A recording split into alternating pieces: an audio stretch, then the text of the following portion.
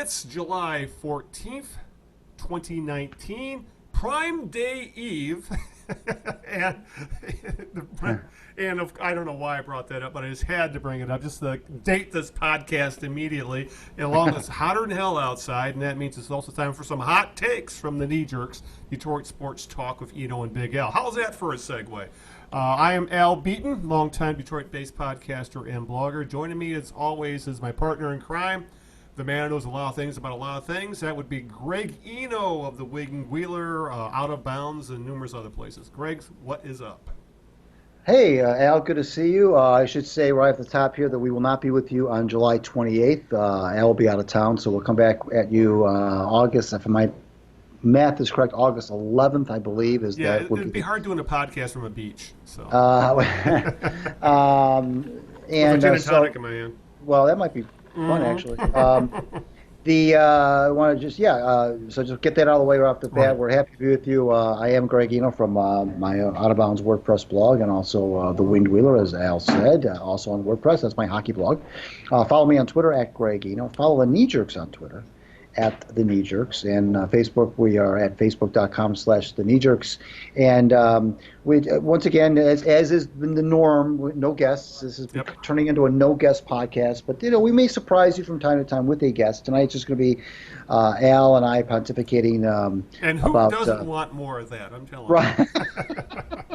That's right. And whether you want it or not, that's what you're going to get.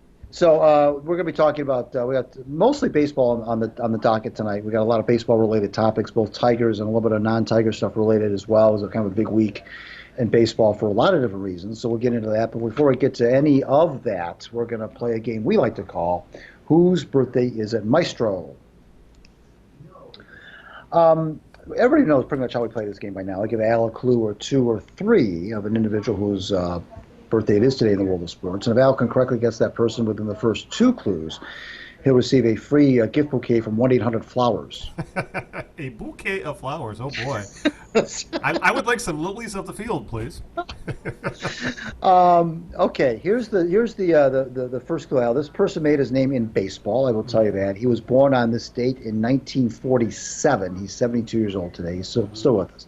He was it's an interesting career. He was I'm going to tell you right off the bat that he was a pitcher. I'll give that away because I'm going to tell you that he did win a Cy Young Award, but he was out of baseball by the next year, which I was fascinated. I didn't know that was the case. I knew that he didn't have much of a career beyond his Cy Young year, but I was surprised that the very next year that was his last year. So I'd like to do some research on how many guys won Cy Young Awards and only played one more season. But this gentleman did that. He won the Cy Young Award in I'm not going to give you the year yet, but we did win it for an American League East team. I will tell you that, and I will tell you that he was out of baseball at the end of the next year after his Cy Young winner and award, and he made his an equally as big, if not a bigger, name in the world of broadcasting. Wow. Won a Cy Young, left baseball, because a couple of names immediately kind of come to mind who were really good pitchers, and then ultimately lost it, like Steve Blass, Jim Longborg, guys like that. But when you throw in the TV thing, it's all of a sudden it kind of throws it open a little bit, and damn. I thought I was really honest. Maybe something like Jim Longborg. Nope. Hell. You said he made his name on TV and radio. Mostly TV. Mostly TV. And TV. Oh hell! No, I'm going to pass. I'm going to wait for the second one because I really want those lilies of the field. Okay. And plus, the thing is, my first gut answers immediately went out the window. So. All right. So I'm just going to have to wait. So we will. I will get to the second question of Greg's mystery. My mysterious attempts to try and answer his question. We'll get back to it in a little bit after we talk a lot of baseball. And there's been, what we're going to try to get to on this podcast is obviously the big news in Detroit this past week or so was Avila getting his contract extension, despite the Tigers, being the Tigers right now. We wanted to touch a little bit on Jim Bouton, who passed away this week at the age of 80. He was speaking of guys who were great for a short period of time and lost it, Jim Bouton was one of those pitchers, but he was far more influential as an author. We'll talk about that a little bit. And if we get to it, we'll try and talk about Yzerman making some changes in the Rings front office, and the Joe and the Palace are being torn down. And who knows? Maybe we can talk about what's going on in the NBA and in free agency, but I can't even keep track of it at this point, who's playing for who anymore. All I know is that the Pistons aren't involved. So I guess that's all that counts. But first off, we will start with something that I think has a lot of fans in this area kind of flummoxed, I think is a good way to put it, and that is Tigers GM Avila being awarded a contract extension.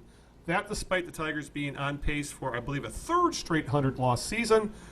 They have lost 24 or 27 at home.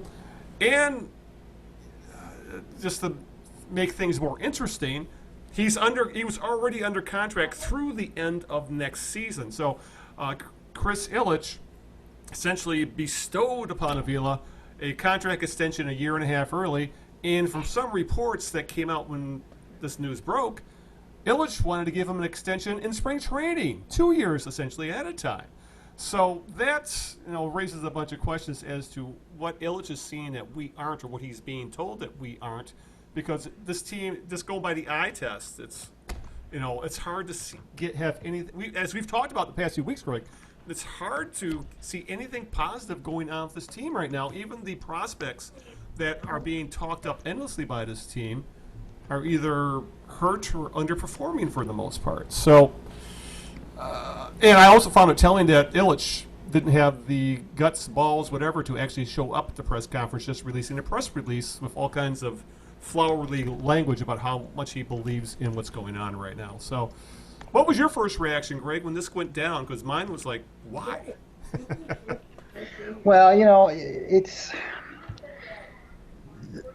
it's one of those things, Al, where I can see an argument for the extension only because you're right in the middle of a long rebuild. You're smack in the middle of it. To change direction now would be kind of odd, and I don't know, frankly, Al, to go to your point, I think it'd be like trying to make a fast turn in a battleship. You just can't do it. Right, and I don't know who would even want to come into a situation like this. Yeah. Which general manager would want to come into a situation where you're halfway, through this pupa stage, and I mean, why would you want to come in here and what would you do? I mean, what would your first move be if you were the person hired to come into the situation?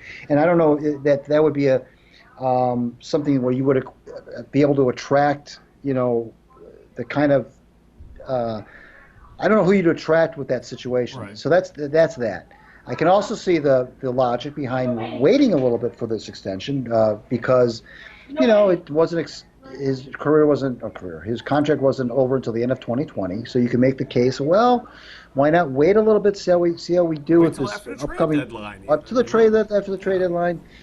But then the argument is, well, then he's a lame duck going into 2020 and so forth, and maybe he would make moves that would be more about saving his own hide than it would be for the better long-term benefit of the team. So, but the thing that I think that kind of overrides all that, Alan, I think that's what's got people flummoxed is it's just the optics. It's the optics of doing it in the middle of such a horrific stretch of baseball. You mentioned, I think the most ghastly stat is this 24 out of 27 losses at home, which that's just, even the worst teams in baseball history have not been that bad at home. That's like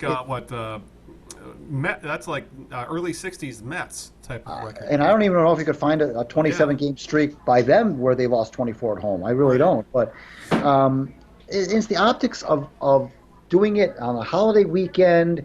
That's like it was like a news dump. It was right before holiday weekend. Right before the All-Star break. Chris Ilitch wasn't at the press conference. It was a canned statement, which I thought kind of went over the top in terms of what the progress has been, which I think that Chris Ilitch is seeing. Maybe he's seeing progress that we're not seeing. I think it was more of an optics thing. I don't know why somebody wouldn't have said, up in the PR office would have said, Chris, maybe now's not the right time to do that. If you want to, now's not the right time to announce it. If you want to go ahead and sign the extension with Al, get that taken care of and move on behind the scenes, that's fine. But let's wait till after the season's over, maybe, to announce that, oh, by the way, El Avila has been signed to an extension. It was just the optics of it happening when it did, the way it did, the manner in which it happened. No Ilitch there to take any questions. And then there's all this Detroit stuff, Ilitch Holdings and controversy with what else is going on in the state.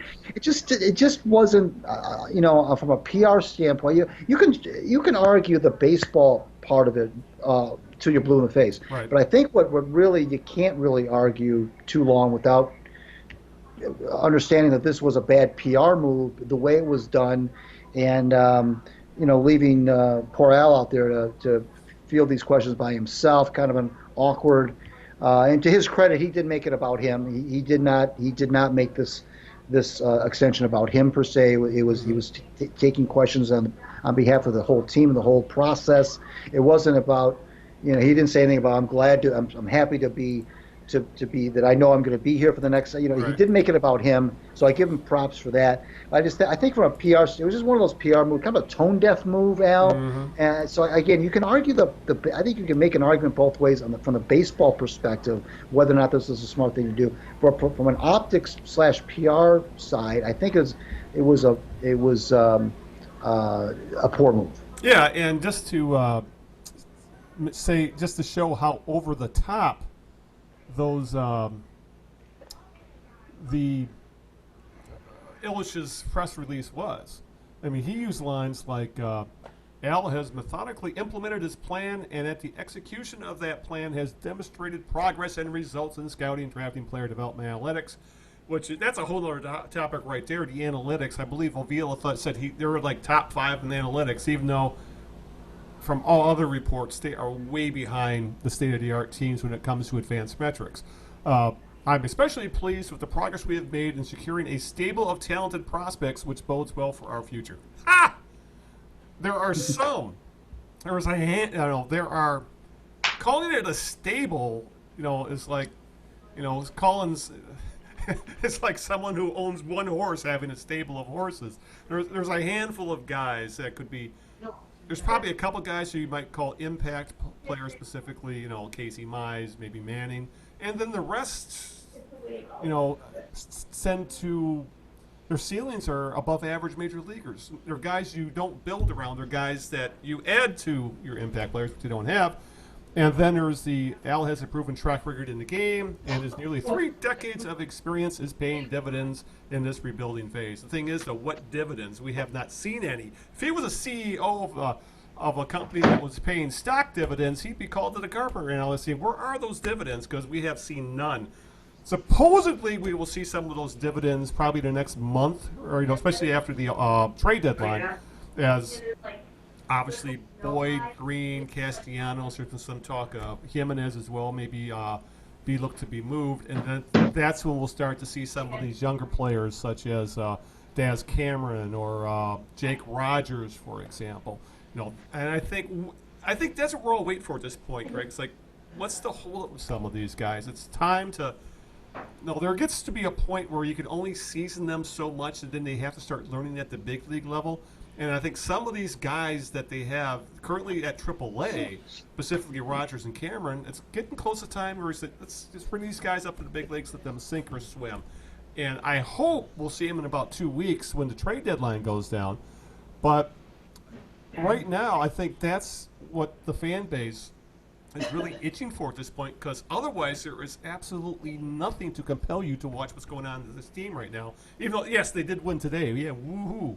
But regardless, there's nothing compelling about this team. As we've discussed before, there might be 1 or 2 guys on the 40-man roster who will be here when this team's competitive. So I think that's what has everybody so kind of,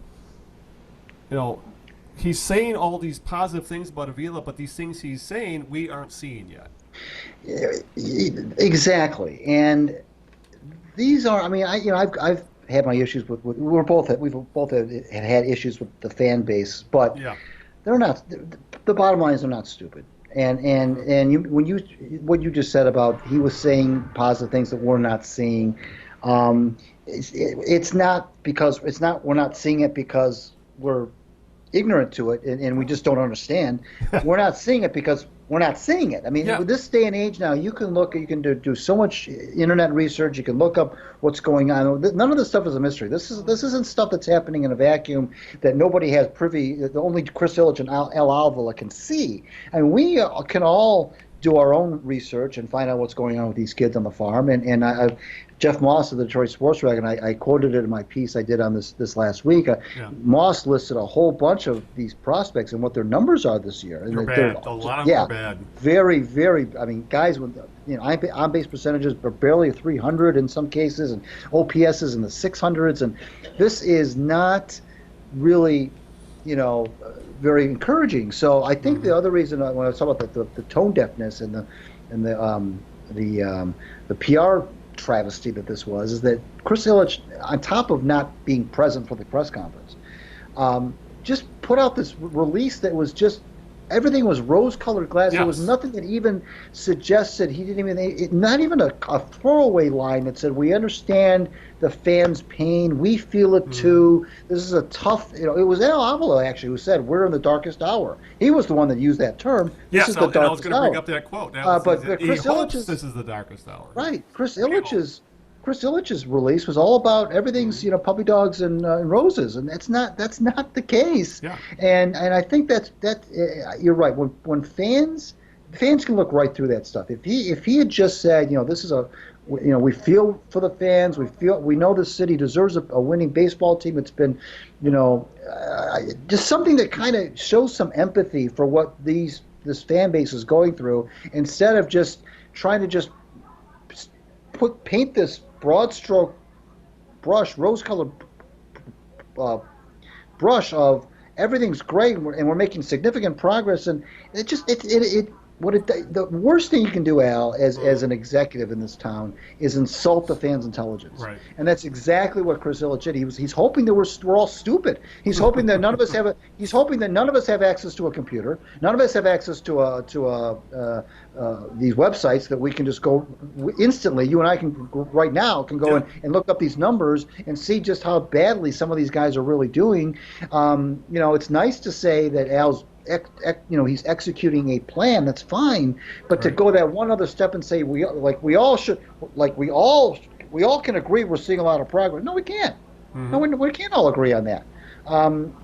So that's and Ilitch is taking a lot of heat as well he should. In some cases, it's maybe not fair, but I think this is what happens when you have a legacy ownership and the son takes over, and which happens in pro sports all the time. And if you don't have the same kind of success that your father had under his stewardship, then automatically you're the bad guy, and you don't want to win. Which is if I would say anything in Chris Ilitch's defense, it's absurd to say that he doesn't want to win. There's no financial advantage, Al, to not winning, because the more you win, the more fans you attract, the higher your TV ratings are. The more apparel you sell, the more swag you sell. I understand that these teams all get revenue sharing, and I understand that they're to a degree, there's no incentive. I mean, there is some. I shouldn't say there's no incentive. Teams will get money whether they win or they lose. The Baltimore Orioles will get revenue sharing. So will the Kansas City Royals and the Tigers. But that's just the bare minimum. If you want to really make some serious coin, you want to get 35,000 fans in the ballpark every night, like they used to back in the glory days. Glory days for the Tigers. There's no incentive to not. So this idea of he doesn't want to win, I don't believe that about any pro sports owner. I don't believe that about Bill Ford, the old man Bill Ford. I never believed it about him. I've never believed about any sports owner that they don't want to win. The Charlie Finleys of the world. It's just they may all have different ways of going about it, but there's no financial incentive to lose. And you could say, well, what about the Lions? They sell out. They haven't had a home game blacked out, and I don't even know how long it's been since the Lions had a home game blacked out. Well, I would say to you, first of all, there's only 8 home games. Number one. Number two, football is a very passionate. It's a different animal altogether. It's a different animal. It's a whole. But I mean, if you want to throw that at me and say, well, there's no incentive for the Ford family to. I would say baloney. There's still incentive, because a lot of times when you win, you're selling more jerseys, you're selling more apparel, your Let there's just alone increasing the worth of your team. And look you're at the increasing the Forbes, worth of your team. look at those Exactly. Forbes rankings, for Right. example. So nobody's in this pro sports ownership thing to not win. Now, some owners may not know how to go about it, and that's fair to say. Yeah. But it's not fair to say that Chris Ilitch doesn't want to win, or he doesn't care, or he cares more about the hockey team than he does the baseball team. That was, if you remember correctly, Al, that was the knock on Mike Ilitch for a while. Yeah. Where he cares more about the Red Wings than he does about the Tigers. Because there was, people tend to forget that the first 10 He was an awful 12 owner years for of the first Tigers' ownership. Until 2003. Yeah, I mean, there was. And that's when he was embarrassed, so embarrassed he started spending money on a team or hired the right people. That's why, and that's when all that talk came in the '90s. Oh well, he cares more about the Red Wings than he does the Tigers. Well, that's what they're saying about the kid now. Yeah. That Chris Ilitch only. So the short-term memory sometimes is absurd. That this very same things they're saying about Chris Ilitch, they used to say about Mike Ilitch. Yeah, it's just that it's funny how you bring that up. It's really the retconning of Mike Ilitch's ownership. People just tend to remember 2006 to 2014 Right. or so. Right. They don't remember from when he bought the team, let Tiger Stadium rot. Right. Didn't put any money in that stadium so they could force building Comerica Park, Right. and then really let the Tigers spin their wheels for over a decade record-wise until they got so bad and were so badly run by Radar Randy Smith that he finally decided to start spending some money on the team, and he hired Dave Dombrowski, and that's when their fortunes changed. Mike Ilitch was an awful baseball owner for, you're right, well over a decade. Well over a decade. it wasn't because he didn't want to win. Yeah. It was just that he Either made bad didn't know decisions. or He didn't have, and it took him. And the other thing too, Al, it took him a while with the Red Wings. Granted, he took when he took the Red Wings over, they were in bad shape. I understand that, but it took him a while with the Red Wings. He made some bad decisions early on with the Red Wings. He brought in with Harry Neal and going for all those free agents that one summer, and I forgot all. All those college free agents, that was such a big deal. Remember that? And none of them panned out. Right, and it took him a while to find the right. Actually, the smartest move he made was the first move, which was hiring Jimmy DeVolano. Yeah. But beyond that, he wasn't like so. So I'm going to toss that criticism out the window about Chris Ilitch. But it is fair to say that he was way over the top with this Pollyannish press release. Was just like it was almost like just like salt in the wounds. I mean, that was the last thing the Tigers fans wanted to hear. Well, they didn't want to hear that Avila got an extension to begin with, and they certainly didn't want to hear that everything's just coming up roses in the minor league system when it's not. Yeah, and just to lay it out there, as we said, we can understand why they want to keep him as GM, because once you start a rebuild, you bring someone else in to finish it. He may have an entirely different philosophy, and then you start that rebuild all over again. So I can understand Ilitch saying, we've thrown all our eggs in this basket. Let's continue on what we're doing. But there was, much like Miguel Cabrera, there was no reason to throw a multi-year extension at the guy. So, with so much time left on his contract, because he could absolutely. Who knows what'll happen to the trade deadline? That's in 2 weeks. He could, if he screws that up royally, it's just going to be egg on the face of Ilitch for doing this. I mean, he'll get the benefit of the doubt because we'll see what he gets for. He's got a couple of really decent trade chips there in Boyd and Green specifically, but Avila really needs to hit a home run at this trade deadline. I think specifically with the pitchers, because they're going to get peanuts for Castellanos. I think we both agree with that. That's going to be J.D. Martinez light, essentially, that trade. But he needs to hit a home run with what he can get for Boyd and Green at the trade deadline and, fleece somebody the way Dave Dombrowski apparently used to be able to do it occasionally. I think that's what we're waiting to see from Avila. Has there ever been a deal where you feel like he fleeced somebody? And you could probably make the argument there's been maybe one, and that was with the Cubs a couple years ago with the Wilson Avila for Candelario. And Candelario, even though he's been in the big leagues for a year and a half now, Wilson Avila are long gone from Chicago. I think that's the only deal. when you point to trades that the Tigers GM has made, where you think, yeah, he got the better of that deal. Everything else is that everything's still pending because the prospects were so far out, or he got peanuts like for J.D. Martinez. And I think that's what I want to see at this trade deadline. Hit a home run. Get a couple of impact bats that we might see in the next year in the big leagues. Or how about getting a major league ready ball player for Boyd, for example? He's got so much time under team control yet, 3 years, that alone should have guys knocking the door down to get a hold of a guy who's like top 5 in strikeout rate and things like that. So that's what I want to see from Avila. Hit a home run at the trade deadline. Maybe you'll get back some of that goodwill and trust, because right now it's sorely lacking in that department. Yeah, the fleecing thing. That's it's hard to just flat out fleece a team because you don't know, first of all, when that fleecing is going to be. Sometimes a fleecing may not render itself for several years after you make the trade. There's always mitigating circumstances when you see a team that's doing a salary dump or something like that, i.e. Miguel Cabrera. So. Well, the thing is that youth, just because you're getting younger, doesn't mean your organization is getting better. Yeah. Younger is great, but these kids got to, sooner or later they got to play. And now you mentioned a few minutes ago, you were talking about that it's going to be time now for some of these guys on the farm to start to show some. This is against other minor league competition. And they're and Cameron and Rogers and Gibson's kid, not Clemens. Yeah. Corey Clemens. Some of these guys. Now, could they turn it around? Of course they could. These things can change quickly. There's no question about it. But right now, and even now, Mize with his, pitchers. That's the thing with Al. With these pitchers that makes me nervous too. I love the idea that they got Manning and they got Burrows and Mize and Faedo and so forth. But I hate to put so much stock into arms.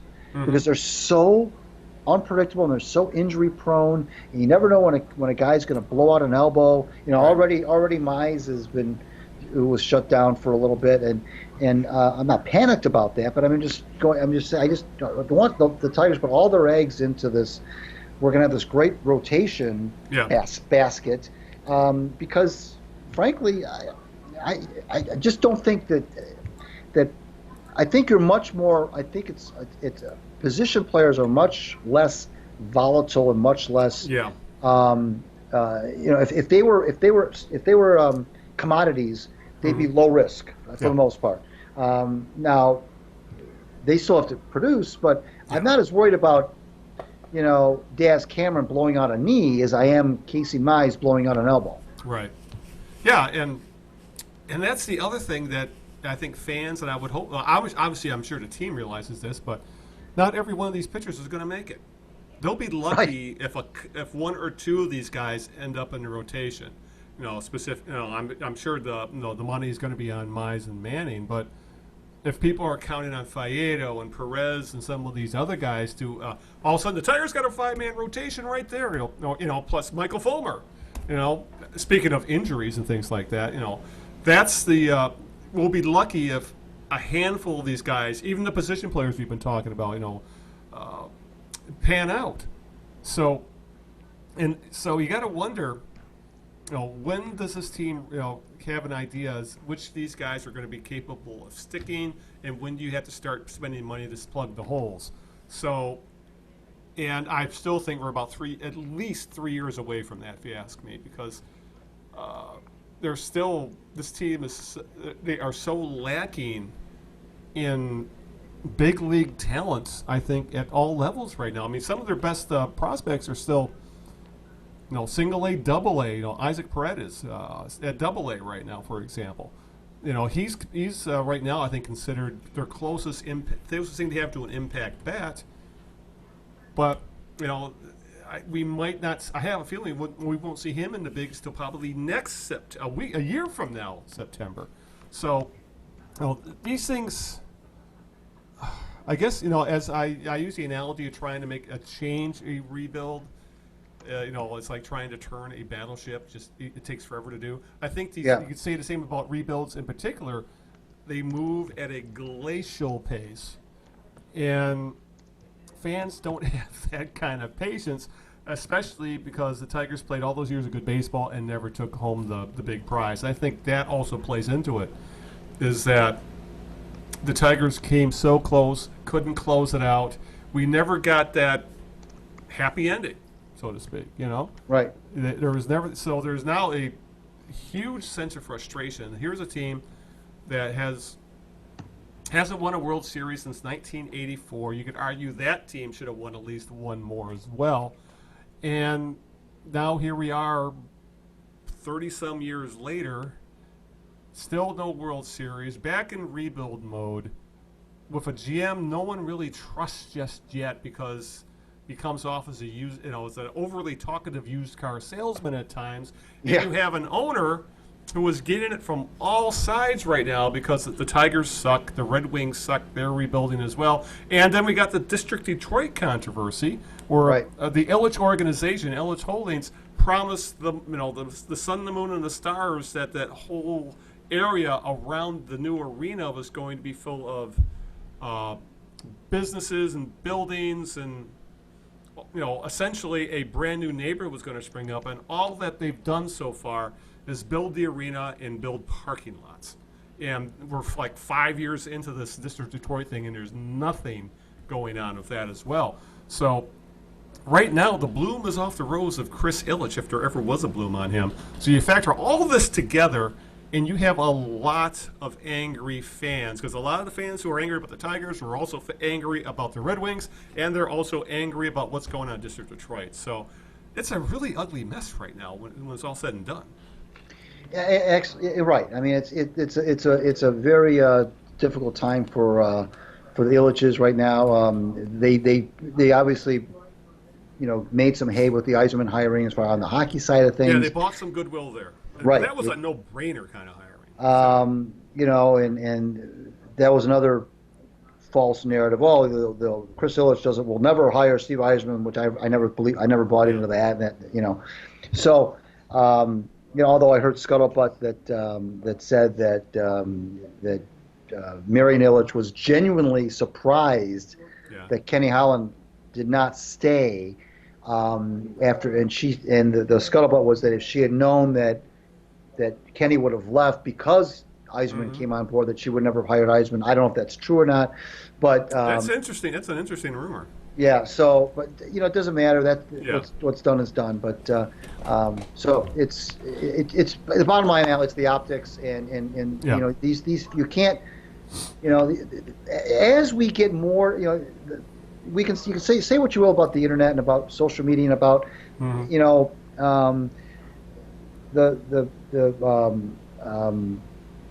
the nastiness that goes on in terms of people sniping at each other online. But what comes with that, though, is you do have a better informed public. Back in the days before the internet, you could maybe pull the wool over the fans' eyes. You could you could come out in 1985 and say, we've got a great stable of people of kids coming up through Evansville and through Toledo and everything, and everything's great. And we wouldn't know any different unless we were really, really hardcore fans who could somehow get access to you can only get like minor league stats in like your weekly issue of the Sporting News or something like that. Yeah. So but you can't do that now. You can't put out a press release, a Pollyanna press release and just think that's going to fly, and that it's going to be taken at face value, because people are immediately going to go right to their computers and say, let me see how these guys are doing that you're talking about. And you have a tweet like Jeff Moss put out, which was this lengthy tweet of how bad these guys are doing. Right. And if you're a Tigers fan, it was frightening how bad they're doing. No, because actually it's interesting that The Athletic, if you're not subscribed to them, I'd suggest you do, because there's a lot of good writing going on over there.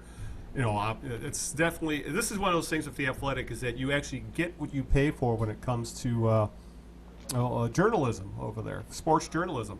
And was it Cody Staverhagen, who's their Tigers beat writer, put together his idea as things stand right now, not factoring in free agency or future trades or things like that, as to what the Tigers lineup would look like in 2022. It was terrifyingly bad on the everyday starting nine. Pitching, different story. That as we mentioned, it's there is that could it would literally have to carry the team, because if you looked at the, especially as you brought up Moss's tweet, and the Staverhagen article kind of confirmed that. If you look at the guys he's having right now pegged as starters for this team, like Rogers and Cameron and Harold Castro and Nico Goodrum still on the team, that lineup alone you're still going to be under 500 even if you have all-world pitching. And so that just kind of drove home the point that just how lacking a lot of these kids, they need to get it for Avila to actually get some traction with the fan base. These prospects that they've been talking about, that we've been talking about, that we're seeing mentioned online all the time about the Tigers' future, they need to start making an impression at higher levels, because as you mentioned, they aren't at Toledo right now. I mean, like you said, it's a bunch of guys with 600, 700 OPSs at AAA, and that's not going to convert to a big league level. Defensively, yeah. Offensively, no. And it's, God, that's depressing. Just think about it. If all these guys, especially like the ones who are in the Verlander trade, don't pan out, oh my God, this fan base is going to riot. If Cameron and or Rogers and or Perez don't become at the very least above average major league ball players, maybe get one all-star out of them, this fan base is going to be so pissed off. Right. More so than they are right now, let's say at the very least. But it's no, and that kind of brings me to another point where I don't, with the local media, and that I'm seeing articles about surprises and things like this. And one that got me, and actually, unfortunately, I did see this one in The Athletic, about such as what a surprise Brandon Dixon is. Because he leads the team in home runs. I think right. I think the only guy in double digits right now. His on base percentage. So, yeah. His on base percentage is .279.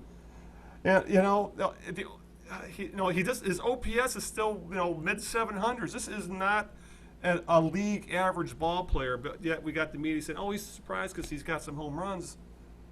He sucks. He gets a hold of the occasional ball and it goes out. Yay! But as an overall offensive ball player, he's awful. The same thing of Nico Goodrum, who we were told, he was the guy that they found off the scrap heap. No, his OPS this year is under 700.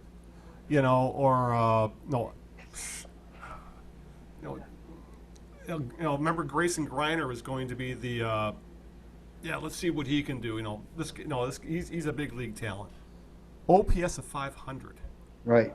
You could do an OPS of 500. Right. I could probably do 400. But right. But and this is the stuff what we're being told. Well, that when you're rebuilding, you're going to need to find some gems in the rough. The thing is, the guys they are selling as gems in the rough are a little more than buffed up coal, if you ask me. Yeah. I don't think this team has really found any true gems in the rough of guys that would come off the scrap heap and are going to be, in the lineup for the next 5 years. I just don't see it. And sometimes I just feel like the local media is trying to sell us as much as the team is. That's a whole other ball of wax. Yeah, I know. That's a whole different discussion entirely. But you're right. There's the media has also taken its share of hits on these boards and these comments from the fans who are. They aren't especially known as the most. No, it's a soft. It's a soft. This isn't Philadelphia or Boston or New York. It's not even close. It's not. That's why I always roll my eyes when I hear anybody who's, whether they're a coach or a player, even remotely play about. Yeah. This is, believe me, this is softball stuff compared to what goes on in other cities. But no, I mean, this is everybody. Look, everybody's annoyed. Everybody's in a bad mood right now. Yes, we are. They don't want to. They don't want. And when you're in a bad mood, sometimes, which sounds counterintuitive. When you're in a bad mood, you don't want to be told that things are going to be okay or things are going okay. You don't want to hear that. Yeah, misery loves company. But it's not even about that. It's about just trying to just understand where folks are coming from, being realistic about what's going on. But it is right now. This is a very. That's why I think what Al Avila was saying when he said this is the darkest hour is that, and he was saying that because I don't think he was saying it in terms of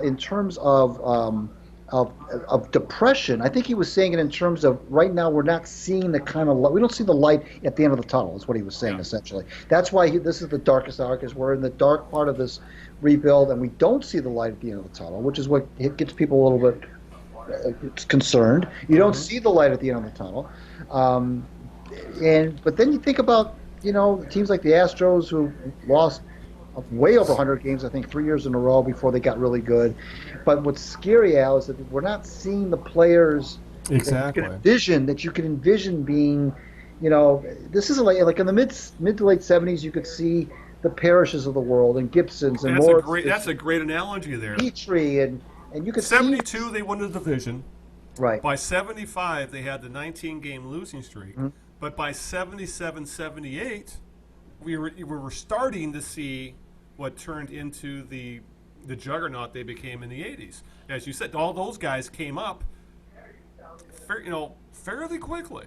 Yeah. And they finally coalesced. Yeah, they all in the late 70s. They went from the darkest hour, I'd say, about 1975. To in 1978, I believe they were back over 500 with a lot, the Parrish and Whitaker and Trammell and Gibson. All these guys were just now coming up.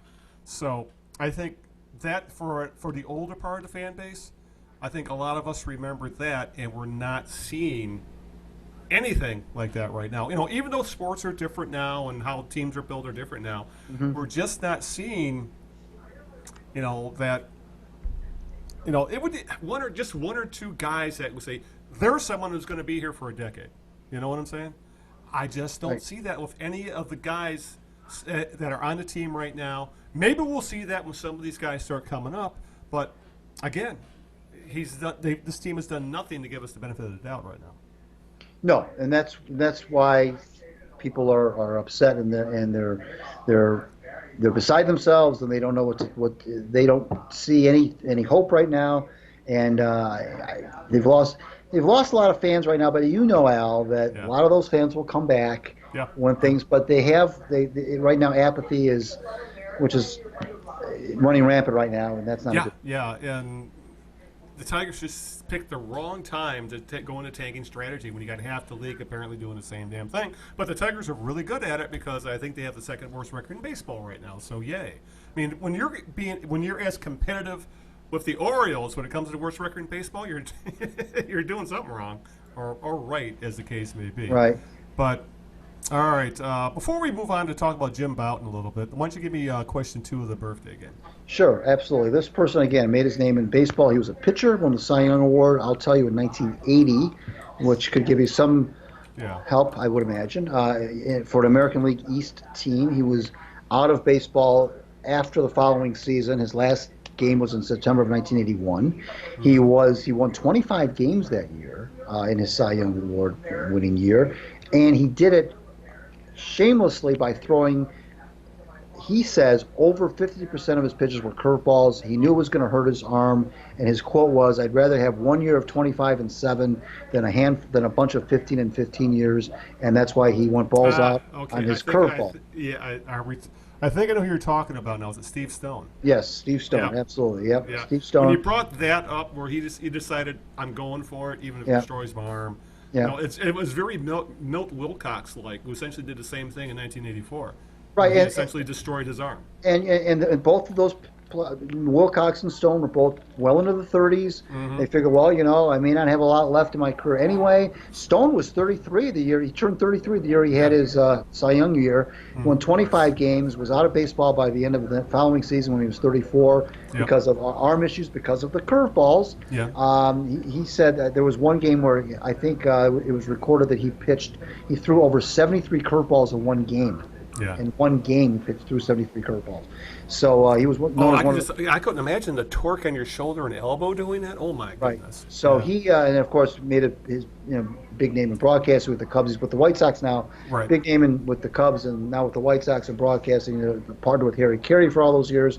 So Steve Stone, yes, is Yeah, and I give the man kudos for putting up with Hawk Harrelson as well all those years. So okay, like I said, lilies of the field, please. yeah, you At got least a it. dozen. My 1-800 bouquet of flowers. All right. All right. In other baseball news, but this is, actually, it was about kind of a Renaissance man and a man who was, I think, more influential about the coverage of sports than I think our younger listeners would realize, and that would be the death of Jim Bouton this week. He was 80 years old, and you may not, if you haven't read it, you're probably familiar with the name of the book, Ball 4, which I believe came out. It was about the 1969 season where Bouton, for his backstory, was a phenom with the Yankees in the early 60s when the Yankees were still pretty much coming to the end of their dynasty. And talk about another guy who blew out his arm, and he threw nothing but fastballs. He had a world-class fastball for a few years. We had won 20 games, won a couple of World Series games. He was an elite level pitcher for a couple of years, blew out his arm, and then essentially hung on in the big leagues for almost a decade by the skin of his teeth, and actually by the end had reinvented himself as a knuckleballer of all things, Right. where he ended up, with the Seattle Pilots, Yep. the expansion franchise in 1969, who they would ultimately become the Milwaukee Brewers, of course. Yes. But he was a bit of an iconoclast, maybe not quite Bill Spaceman Lee, but kind of the same irreverent attitude about the whole damn situation. And he essentially kept a diary of his journey from the lowly Seattle Pilots to where he ended up with the Houston Astros to finish the year and a much more competitive team.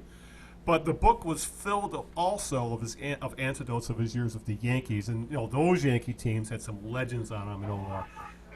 Everybody from Mickey Mantle, Whitey Ford to Joe Pepitone and Tony Kubek and the like. But regardless of all that, and we talked a little bit about this, before we started recording. Books before Jim Bouton's Ball 4, which came out, I believe, in 1970, were very well. Even the media sold baseball players and athletes in general as these all-American, right-thinking boys who did no wrong and drank their milk and went to bed early and didn't do anything wrong. And Bouton book, Ball 4, which pissed off Commissioner Bowie Kuhn and everybody in Major League Baseball royally, in a lot of ways ended his career, even though he was pretty much at the end of his career anyway. Right. It really humanized baseball players and athletes, just showing them that they were normal human beings who had their own eccentricities and foibles and humor, and also they could be juvenile assholes and actually pretty nasty people. Specifically Mickey Mantle, who really came off bad in the book, and it was all true. As it came out, Mickey Mantle was a raging alcoholic. But for someone who first read, we both read Ball 4 about the same age. It was the mid '70s when we wrote it. The book was out a few years at that point. It was really an eye opener compared to most of the youth sports literature that I read before this. It was just so eye-opening because it was profane. It had sex and violence and everything that goes along with a bunch of rich young men on the road who have way too much time on their hands to kill time between ball games. Essentially, grown men being paid a good amount of money to play a kid's game, as they say. And this was the first, really one of the first things that to the public showed that the media covered up or they got involved with this but never wrote about it because the media was, in a lot of ways, even traveled much closer to the team back then. This was all either covered up or not reported, and Bouton brought it out into the open. Helping with all this is that he was a damn good writer. And when you throw all this together, it really made for maybe the most influential sports book ever written. And for someone like me who, who read a lot but nothing of real consequence, I read Ball 4, and then so I wanted to read more about this sort of thing, which led me to Dan Jenkins, with like Semi-Tough and Dead Solid Perfect, or Pete Gent and North Dallas 40, which to this day is still I think one of the most realistic books about the NFL ever written. That was written in the 70s. Then I wanted to see other things of, more that were more reverent and off the wall, and I got, started reading stuff like Joseph Heller and Kurt Vonnegut. Jim Bouton was really a gateway into a whole different world of literature for me, and it's, and for that I'll be forever grateful to the man. And let alone, he was a very successful sportscaster in New York. He was one of the inventors of Big League Chew, a very successful gum. He was an actor. He was in The Long Goodbye. It was by the detective film starring Elliot Gould, of all things. And there was the TV show Ball 4, which was god awful. But Bouton did a little bit of everything, including being a baseball player in a lot of ways ended up being a footnote to what he ended up becoming. And obviously he wrote more books. Like another really good book about the aftermath of Ball 4 and his adventures in sportscasting is, what was the name of it? It's his second book. It's worth looking up. But anyway, Greg, when I heard Bouton had died, it really kind of hit me because Ball 4 was really influential about how I began to think about sports and how I ultimately ended up writing about sports, and opened me to a whole different world of books that weren't whitewashed half-truths about what was going on in the world. The fans who I think Ball 4, Al, was a book that was one of those books that affected you, I think, in different ways depending on when you read it. I think I read it. You and I both read it when we were in high school. Very impressionable ages when we wrote it. Yeah, right. And I think that you and I, prior to that, had been exposed to anything like that before when it came to professional sports. That behind the scenes, and not just the behind the scenes, but the more untoward parts of being behind the scenes, and kind of putting you in a locker room and kind of making you a fly on the wall when some of these conversations would happen, or on the team bus or wherever these things would occur. And it almost became the baseball part of his performance, because he would keep a diary of every game that he pitched, of course, that season for both Seattle, and he was traded to Houston eventually in that year. And he did not you almost wanted to just kind of go through that part of it real fast and get back to the behind the scenes thing. That was what was compelling about the book. Now, if you read the book, maybe if you were an older fan and read the book, maybe you had a different opinion about it. Maybe if you were somebody, but I think it was just one of those books that had a different impression on you depending on when you read it. I think a lot of people, I'm getting the impression that most people didn't read the book that were our age. They probably read the book when they were older than we were. But Bowden was. People forget he was at one time a very good pitcher for the Yankees. He ran into some injury problems. He was he was a hero of the '64 World Series, really. Right. And but he ran into some problems injury-wise, and ended up reinventing himself as a knuckleball pitcher back in the late '70s with the Braves, and very intriguing. And he was never. And the thing I liked about him too, Al, is he was never apologetic. He never once backed off and said, well, maybe I shouldn't have done that, or he doubled down on it all the time, which I respected. He kind of pointed out the absurdity of this whole thing. Why is this even such a big deal? And is this really a big deal? And certainly if a book like Ball 4 had come out now, it would be probably just lost in the sshuffle. But when it came out almost 50 years ago, it was a big deal, because nothing like. Now, we should mention, for some of the fans who've not heard of Jim Brosnan, Google him, because Jim Brosnan kind of did this. He was with the Reds when he wrote his book. Brosnan kind of did this before Bowden did, about 8 to 10 years before. But his book, Brosnan's book, was more cerebral. Was more about. Well, essentially, you could say the same about Brosnan. He was a more cerebral guy. His nickname was the Professor. He used to smoke a pipe a lot. So that was. So it wasn't the first. In fairness to Brosnan, Bowden's book wasn't the first time that this was attempted. However, certainly from a controversial no holds barred, unfiltered standpoint, Yeah. Bowden said, look, and by the way, I should mention that Bowden didn't write this book on the sly. He was very No. upfront about it when he told all his Yeah. teammates, he told his manager, I told the management of the pilots, look, I'm doing this, beware, I'm warning you that anything could end up in this book, and it did. It did.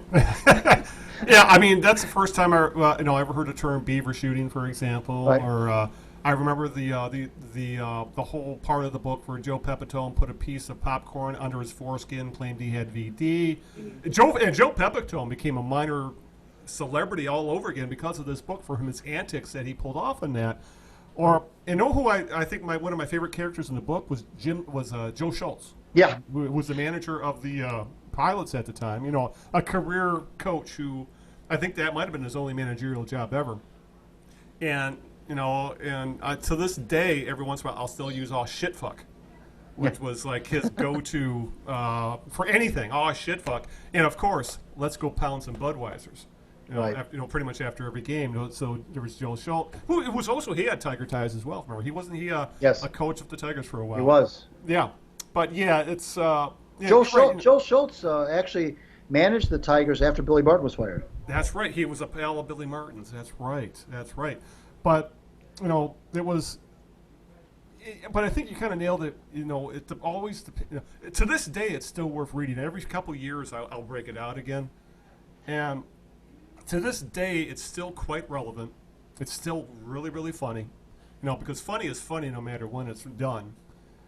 And but I think you nailed it when you say at the age you wrote, when and where you were when you read the book for the first time.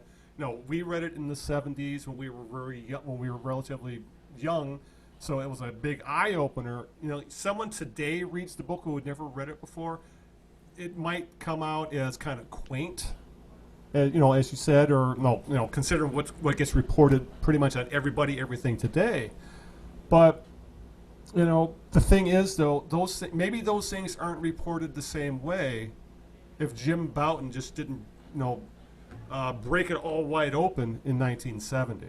Or maybe it takes longer for the media and authors and whomever to realize that, to make gods of these guys is really not doing anybody any favors, and to expose them as the human beings they really were, I think is better for everybody involved. And Jim Bouton did exactly that. He burst the bubble, and as much as it pissed off MLB, it was probably the best thing that ever happened to Major League Baseball, at least up to that point. I would say when it comes to coverage, anyway, because it opened up a whole new generation to baseball. Some of the players didn't like it, and I can understand. I can appreciate that, because some of that, it's that whole thing that says what happens in the locker room stays in the locker room. And I understand. I understand that. I can respect that opinion, but I think that I think most players probably didn't really think it was that big of a deal that some of the stuff came out, because it kind of showed that they were. Now, some of their wives may not have been thrilled about some of that stuff coming out. Yeah, and it was also fairly open about the use of amphetamines. Right. Like greenies. But on the other hand, it kind of indicted. It didn't indict a person necessarily. It kind of indicted the players as a whole, or it started to confirm rumors. Yeah. Specifically, like guys like Mickey Mantle, yeah, who was really an asshole in real life. I think they just kind of decide, well, you know what, the cat's out of the bag now, and we move on. It wasn't that big of a deal, really. It certainly didn't affect attendance. It didn't affect. I don't think any sort of. No. It didn't put a black mark on baseball like later, you mentioned amphetamines, like later on steroids would put a black eye on baseball. Oh God, I remember the cocaine scandal of the late '70s, early '80s. Right, and there wasn't anything like that. It was, like you said, right now looking back on it. It's kind of like juvenile hijinks in a way, you know. Right. There weren't, people weren't dying. They were just, acting like teenagers in their 20s, essentially, in a lot of ways. Right. But it's if you've never written Ball Four, and by the way, the second book is I'm glad you didn't take it personally. Yeah. Which is about the fallout, and is actually a very funny and enjoyable book as well. Both these have been reprints. They're not hard to find. I would highly suggest, if you've never read any of Jim Bouton's stuff, search it out. It's worthwhile, and it's and like I said, especially if you're younger, it could lead you in different types of literature to to even more interesting areas of literature. Like I said, I went from Jim Bouton to Vonnegut, so but regardless of all that, it was I was very sad to hear this, because in a lot of ways it was just a tiny piece of my long lost youth passing away, because being 13 years old and reading this book and just gobbling it up and just racing through it. I think I read it a couple times, back to back. I read it over again. It's I just wish more books affected me the same way today. Yeah, well, it probably won't. I mean, it's when you read I'm it. more jaded and I have a lot more life behind me and all that. Yeah, you're right about that. And I mean, I miss that feeling. I really do. Right. I mean, we were you mentioned being impressionable, and that for sure. I mean, that was like, you almost like felt like you needed to read that under the covers at bedtime underneath it. Yeah.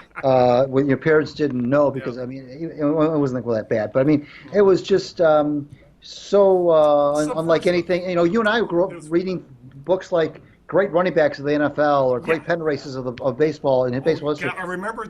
I forgot some of these kind of very Gil Thorpe-like stuff. Yeah, essentially. Or if they were autobiographies, they were very, they weren't controversial whatsoever. You mentioned it before we started recording. You read Bill Freehand's book, Behind and the we Mask. heard all kinds of stories about just how hardy that '68 team really was, and I'm guessing that book was completely whitewashed. For the most part. Yeah, it was. I mean, it was good. I enjoyed it because it was about the Tigers. I enjoyed it because because I liked Freehand, I liked the Tigers, and I was familiar with everybody he was talking about. So it was intriguing to me because it was a behind the scenes look at the Tigers.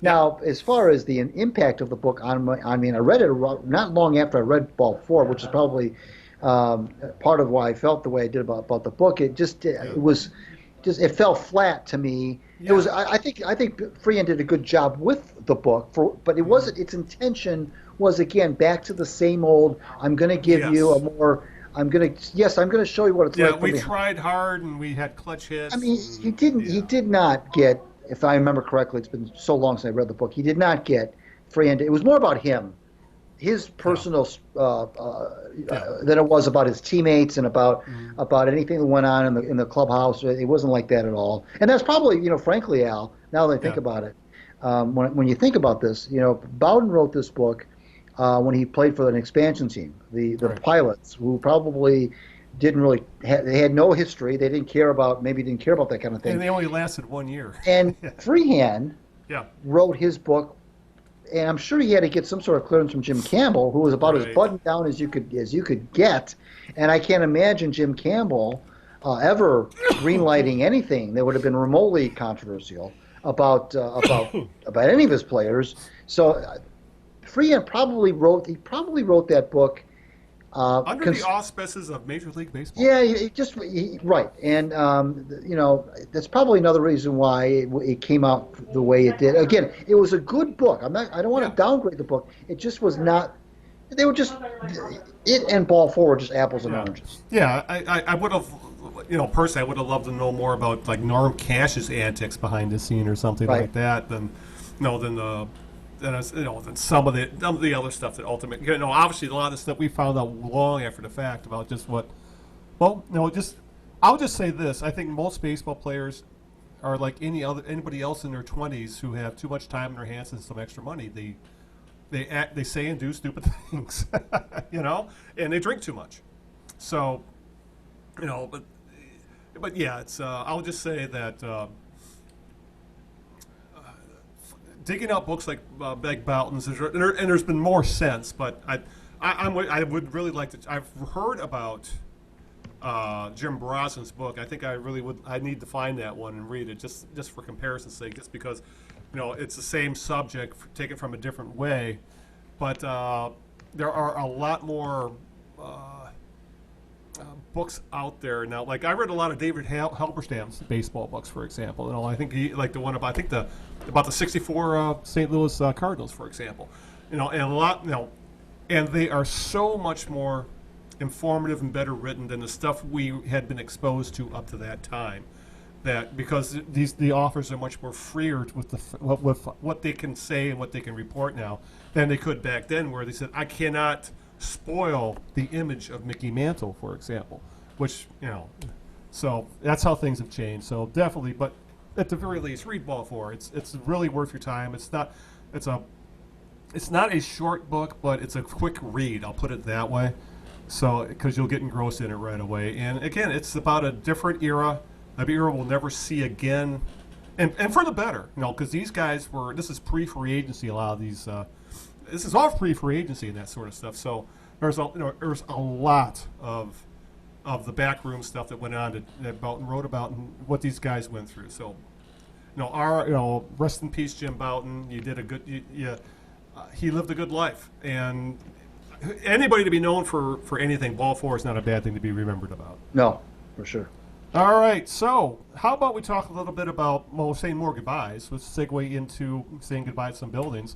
I believe this past week, Greg, as Joe Louis Arena is currently slowly being demolished on the Detroit riverfront, and we still don't know what they're going to do with the land, it was announced that the Palace of Auburn Hills would be razed and redeveloped into 1 million square feet of mixed-use office and research development space, led by a group led by Pistons owner Tom Gores.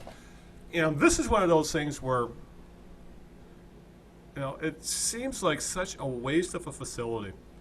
The Palace of Auburn Hills, was so far ahead of its time, is that it would still today be one of the best and most up-to-date arenas in sports, period. That's just how well that arena was built. And the fact that now, even though that Gores put tens of $millions into upgrades into it when he bought the team, it's just being it's an absolutely perfectly cromulent arena. There's nothing wrong with it other than at this point its location. It just seems a shame for the Palace. I understand why it's being torn down. And I'm glad that they're going to do something with it rather than what happened with the Silver Dome and Tiger Stadium.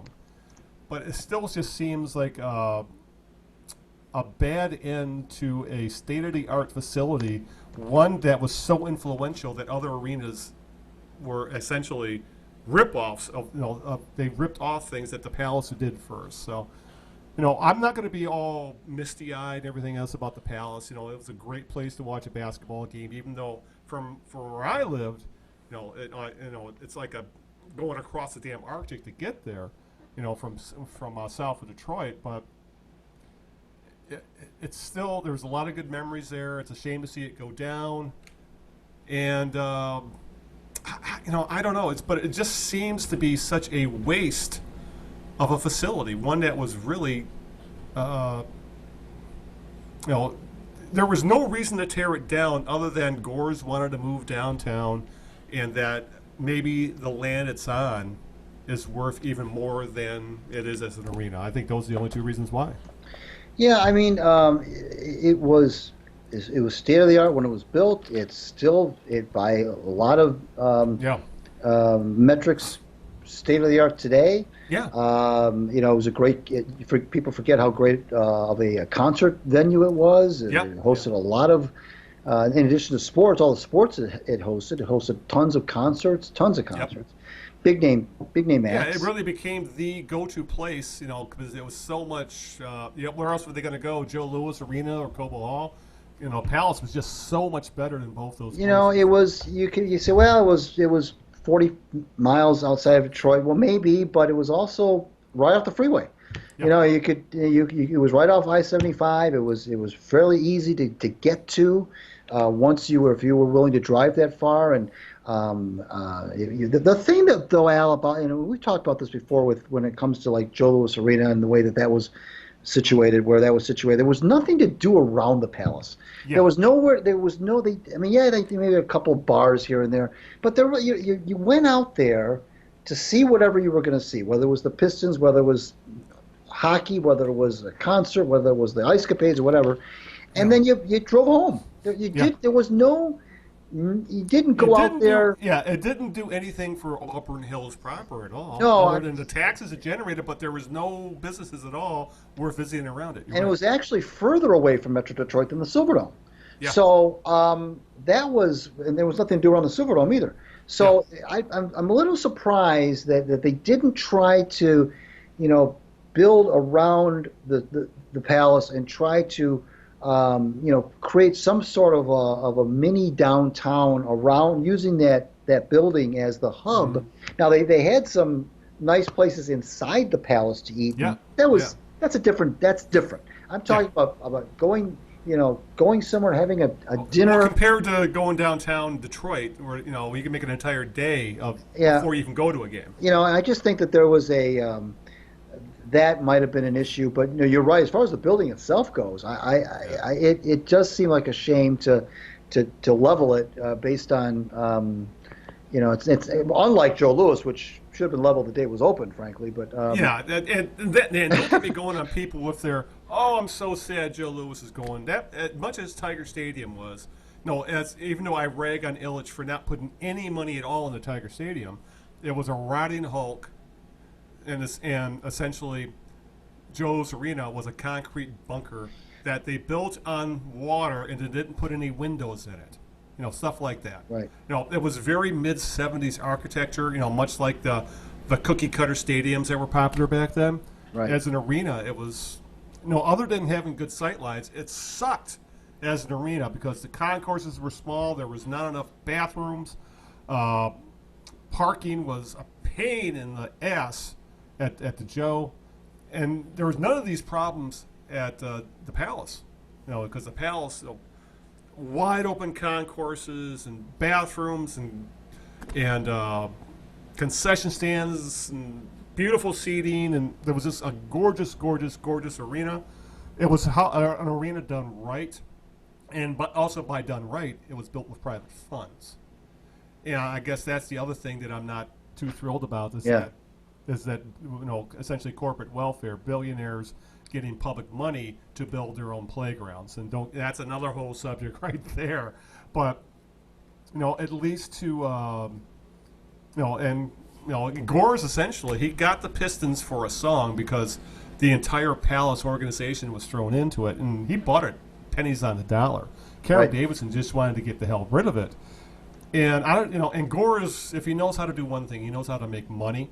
So I'm sure he sees that land worth more as being redeveloped than it is as an arena. It's just a shame that a perfectly good stadium arena has to go down. But I guess such is progress. And at the very least, it's not going to hang around like too many other places have in this area. It's we could do a whole show. Well, we have talking about Tiger Stadium and Joe Louis and some of these other places that or I should say the Silverdome, which hung around for how long was the Silverdome up?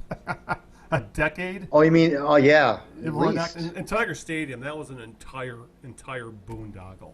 So, but regardless of all that, it's just I'll just say the memories are great.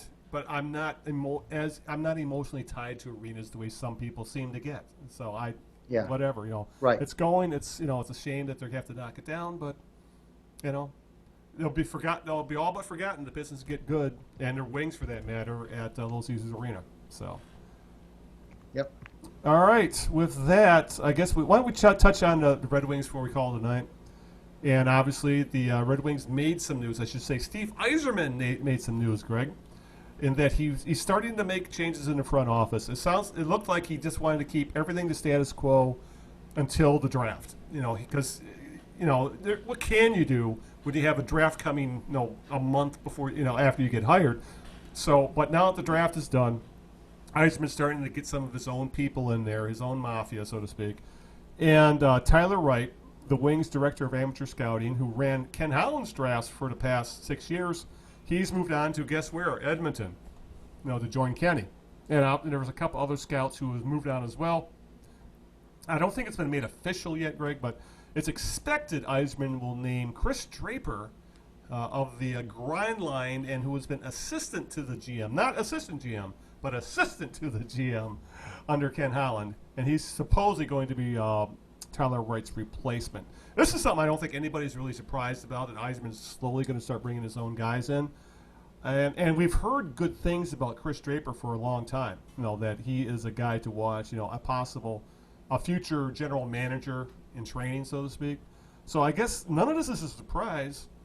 And, it just remains to be seen, just how well Chris Draper steps into the job.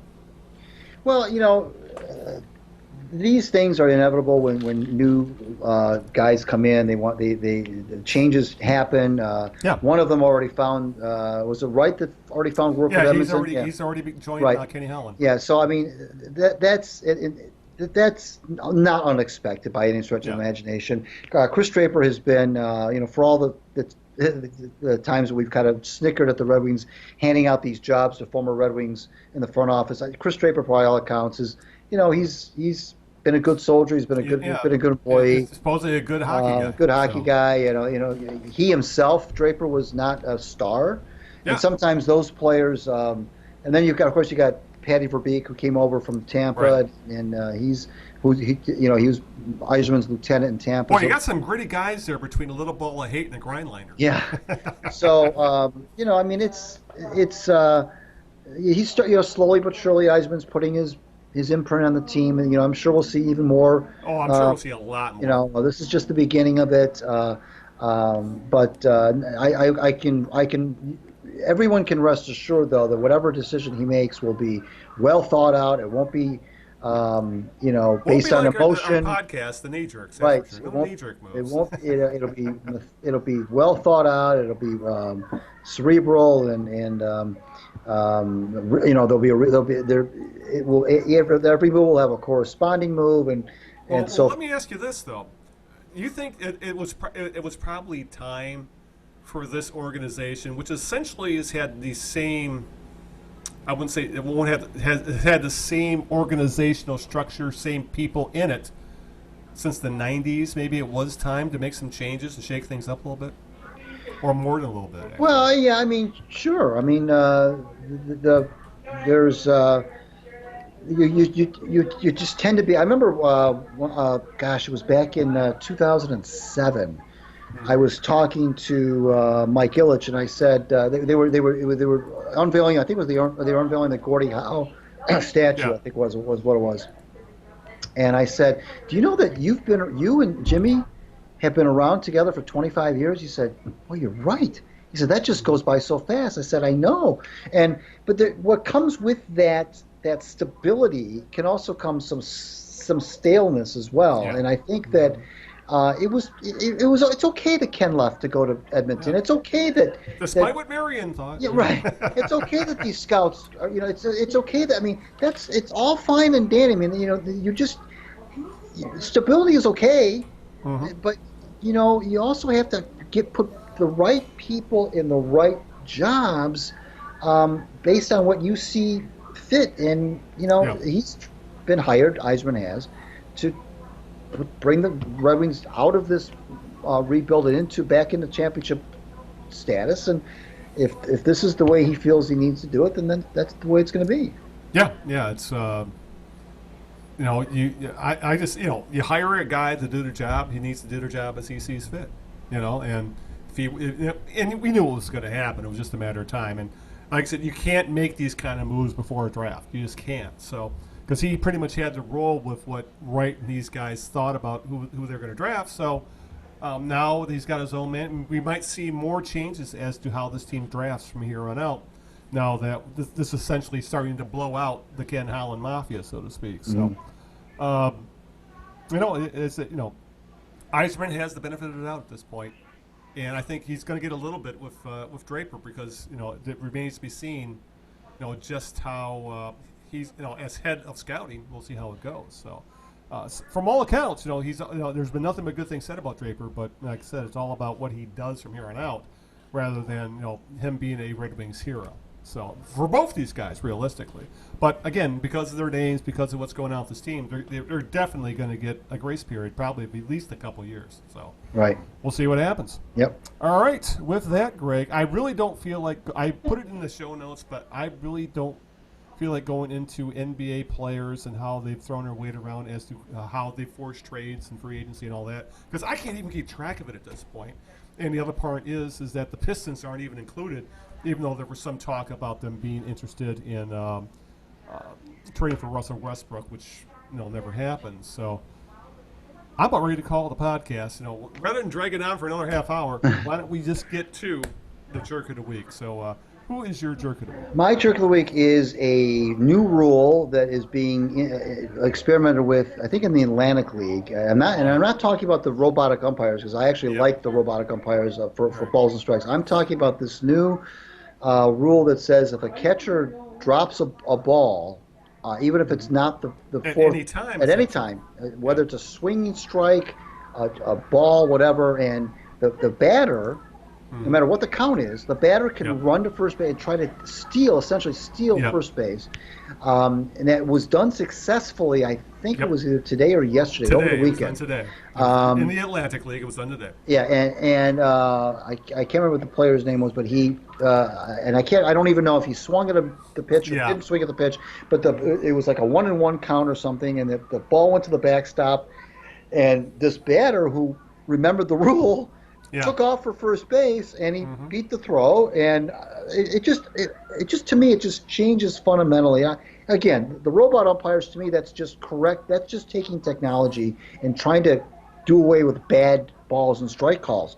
This, although that has its, we can get into that in other podcasts, but this is just, to me, Al, just completely changes fundamentally the game of baseball. It just completely changes. I mean, I know the DH did to a degree, and I know that the game evolves, but to me, it's like saying, okay, guess what, guys? Starting next season, walks will now be 5 balls instead of 4, and it just changes the whole. The whole underpinning of the game. I mean, to be able to steal first base, and somebody on Facebook said, "Well, how do you even score that? Is that a wild pitch? Is it a pass ball? Is it an error? Is it an at bat? Or is it a stolen base? Is it a stolen base? How do you even score that?" And I can't imagine pitchers being very happy. Imagine being a pitcher. Now you throw one in the dirt on a 2-0 count. Yeah. And you got a guy in the batter's box who might have a lot of speed. You got to worry about him getting to first base before on a 2-0 count. I can't imagine pitchers being very happy about this. So to me, Al, I know this is a Rob Manfred thing from Major League Baseball. I'm guessing this is one of those things that's being experimented with in the minor leagues. I personally don't think it has a chance of seeing the light of day in big league baseball. But the fact that they're even doing this. It just, right now baseball is under enough pressure right now with all the balls flying out of the ballparks and some of the other stuff that's going on with the game. You throw this in the mix, people are really starting to get a little bit perturbed and disillusioned. So my jerk of the week is this rule. Yeah, I can see where you're coming from on this. I don't mind that baseball is essentially using, I should say Major League Baseball is essentially using the Atlantic League as their skunk works, as their guinea pig R&D lab. But I think there are other things they should be looking into other than something as gimmicky as this, or the putting a guy on second base, after 10 innings or something like that at the start of an inning. Right. And concentrate more on the pace of game stuff. Pitch clocks. As you said, possibly the electronic umpires, things like that. I would rather see them working on that than, like I said, that's essentially a gimmick. And how, then they change this. Say they do add this rule to Major League Baseball. How often would it even come into play?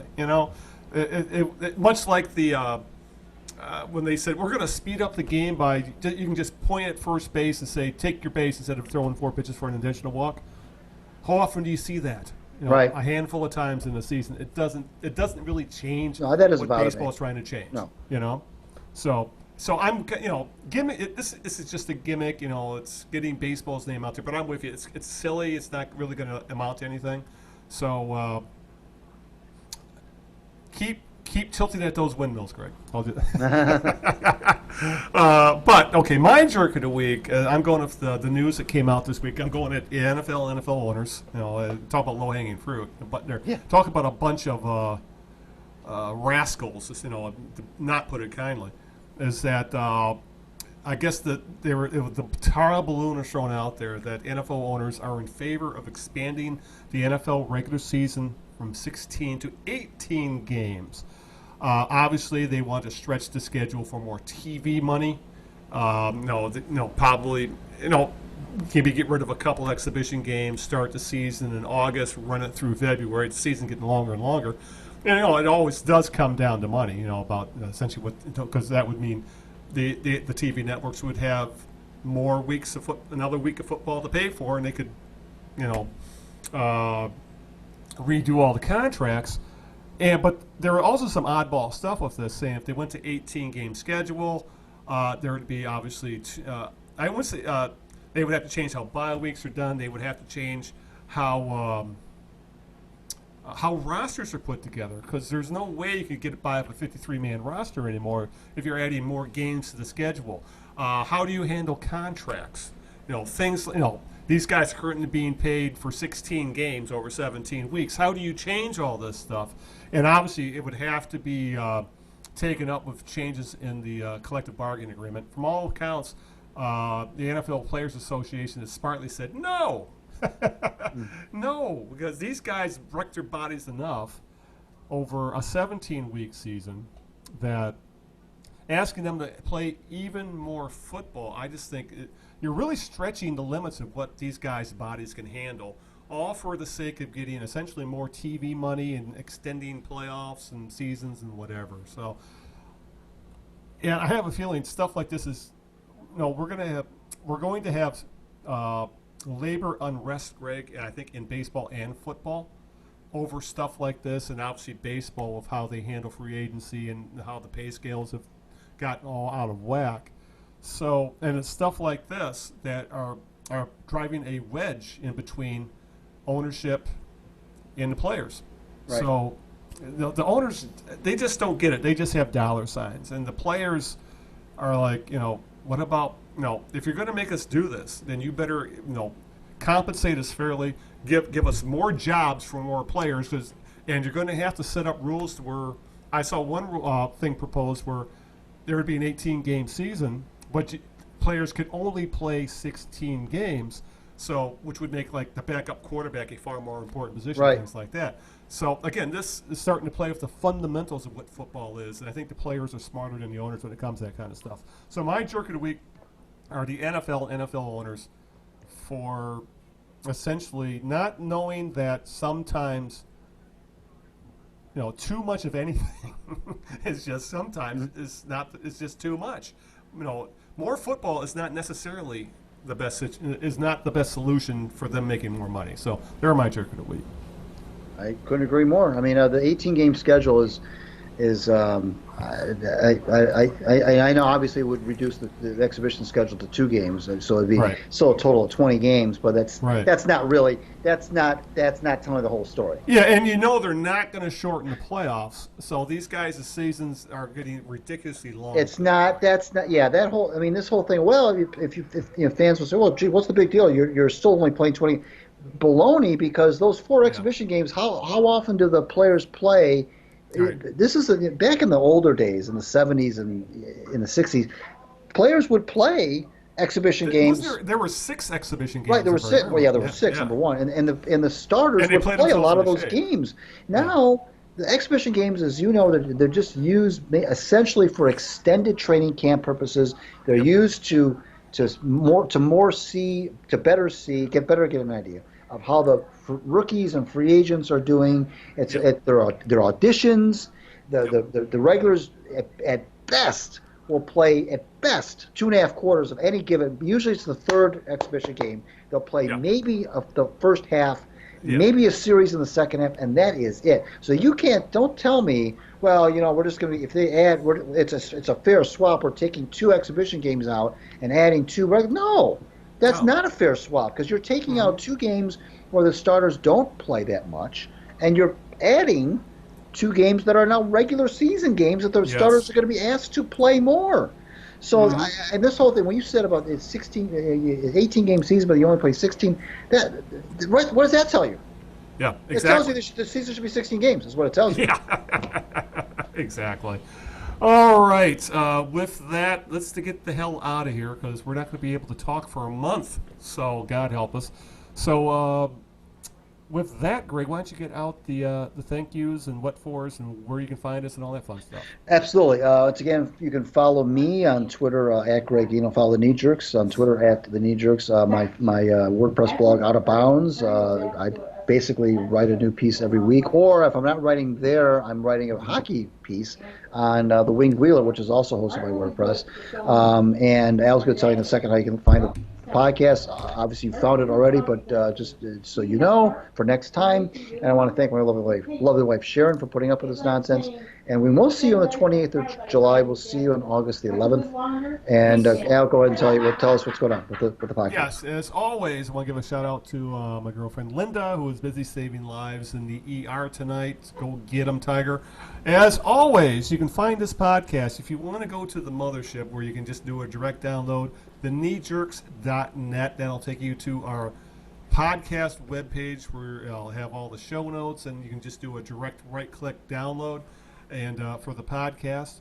As always, we're on any place podcasts can be found. Just look up the Knee Jerks, Eno and Big Al. But obviously, the big places to find us, you can always find us on iTunes, the Knee Jerks, Eno and Big Al. You can find us on Stitcher Radio, which is available on pretty much any device out there, on a computer desktop, on iOS, on Android.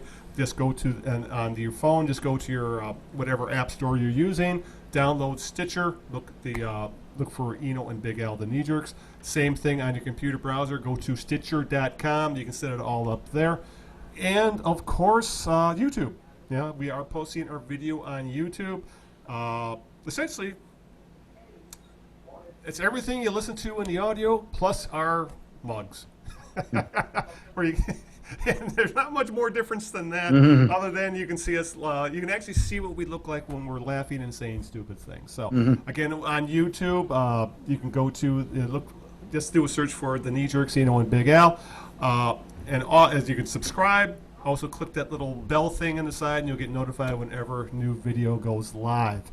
So, with that, I think we got everything covered. So, until this time, unfortunately, a month from now, because I am going to be in Myrtle Beach in the sun drinking gin and tonics, and Greg's going to be, well, doing whatever Greg does. We're not going to talk about it in public. This is Al Beaton saying good evening, good luck, and aloha. Ciao to everybody. We'll see you on August 11th.